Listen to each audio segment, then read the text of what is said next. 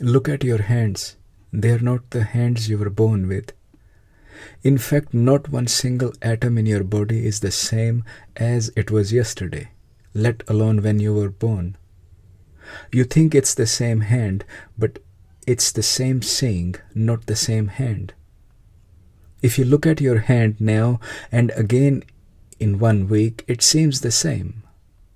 But only because memory holds a narrow window. Stretch that window 10 years, 20, and the difference becomes undeniable. This body, the one you call yours, is in a constant state of change. Not just the hands, your skin, your organs, your bones, even your brain. Science has shown your skin is replaced every 2 to 4 weeks. Your blood every 3 to 4 months. Your bones every 7 to 10 years. Even the lining of your stomach rebounds every 5 days. So when you look at a photo from 10 years ago, the body in that image is no longer exists. And the body being used to see that photo now, it is not the same either. A different body was used then, a different body is being used now. What appears continuous is not the body, but memory. You see the changes every day. Hair grows, skin sheds, scars heal, and still something in you believes this is the same body. That the body in the mirror is you. But that belief is not based on the body, it's based on memory. Yes, the body is constantly replaced, but the replacement isn't random. Each cell carries a blueprint, a memory of what to recreate. That's why your skin tone does not change, why hair grows back the same color, why your features remain familiar even as everything is replaced. It's not the original being preserved, it's memory repeating itself until even memory begins to fade. A mango seed will not grow into an apple tree. The memory in the seed reproduces its kind. Just like the body, each cell carries memory. When replaced, it tries to resemble what was before. So you see familiarity, you see what looks like you. But it's not the same, it's a copy, not a continuation. So when you say, "This is my body," what exactly you are referring to? What makes it original?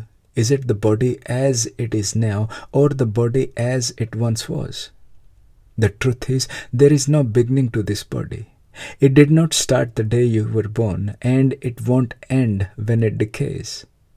This is just the latest iteration, a continuous flow of change, made of cells that were once part of other bodies. If you call this the original, where do you draw the line? At what point did it begin, and who decides? The body never started. It always been changing, always been in motion. The idea of original is just a story. What you see, what you remember is only a remembrance, and that's the illusion, thinking there is something fixed. If the body changes completely every few years, if every cell is replaced, if even the brain rewires itself and shifts, then who is experiencing the change? Not the body. It's in motion, shifting, evolving, not the thoughts either. They come and go, fleeting, never solid. Even the voice, the face, the name, temporary arrangements. So what's left? Something watches, something is aware of all of it, something that is never born and will never die. This something does not age, it does not change, it does not fear. It simply is. And yet when the word "I" is used, what is being referred to? When the phrase "my body" is spoken, is the body the self? When it said "I am aging," who is the one aging? The body ages, cell grows older, but the one witnessing all of it remains the same.